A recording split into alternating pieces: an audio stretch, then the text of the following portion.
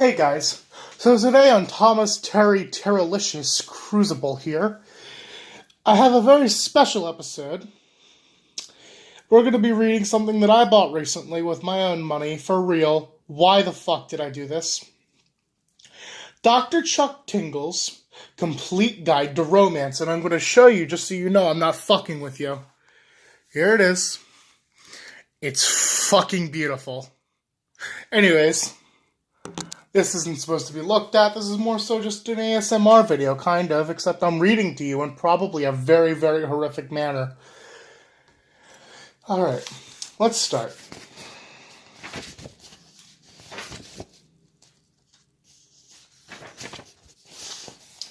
Introduction.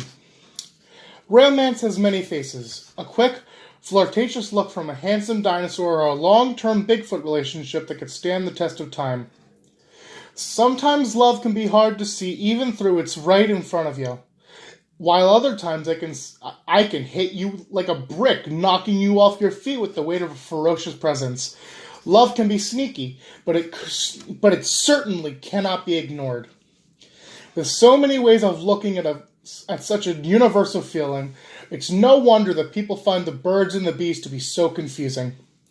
Many people find unicorns to be flighty and forgetful, yet somehow they retain relationships longer than any other creature while still reporting incredibly high occurrences of sexually liberal exploration. Meanwhile, dinosaurs may have a hard time shaking the bad boy stereotype that seems to haunt them, but beyond the scaly exterior there is a care and honestly rivaled only by close friends and loved ones. What the fuck was that sentence? As we all know, living vehicles can have a mind of their own sometimes, yet they are often incredibly loyal to their partners. Suffice to say, things are hardly as they first seem in the world of romance. Growing up in a small town of the home of truth, Utah, I wouldn't have seemed a likely candidate to author a book on unraveling the locks of love. I was an only child born to parents who were incredibly faithful people, following the word of the Lord to a T and never questioning his message.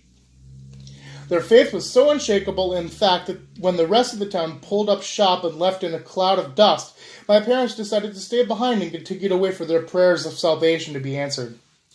The constant alone time provided me with plenty of space to thinking inward to my own imagination for entertainment. It's here that I first found the beginning sparks of creativity that would eventually become my career as a world-renowned and best-selling romance author. I was homeschooled my entire life, but my parents taught me plenty about the world, and at least enough to get my excitement going at the prospect of meeting a handsome unicorn or devilishly cool talking plane. However, when it came to romance, they were very strict in their message. No can do, Buster. Eventually, when our house burned down in a great fire and I made the solo trek to Billings, Montana, I was forced to learn about love of my own. Equipped with the knowledge I had been raised on, a quick wit, and a knack for spells and magic, I started a family and carved out a fantastic life for myself here in the big country. It was trial by fire, but my success in the world of romantic fiction should be proof enough that my expertise carries real weight. These days, I am being called upon to write sex columns in every renowned publications, and I proudly hold a doctorate in sensual massage. Fuck! I'll never forget what it was like to gather this information on my own, however. Laying awake as sweet, sweet Barbara laid next to me and praying that someone could teach me how to connect with her. I was a man living on my own terms, carving out a name for myself in the big, wide world. Yet I was also totally lost in the daily struggles of my own personal life. That feeling of romantic disconnection will always haunt me. And I am writing this book with the hopes that I may help to relieve this confusion for someone else. Connected within are the secrets of true romance that I've gathered along my journey. Some of them may seem obvious, while others tricky to the point, and many readers might find the information irrelevant. At least at this point along their path.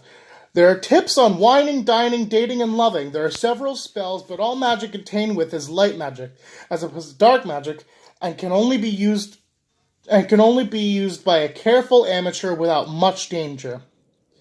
This volume also contains my own personal spaghetti and chocolate milk recipes, which I have enjoyed making on dates and has served me well.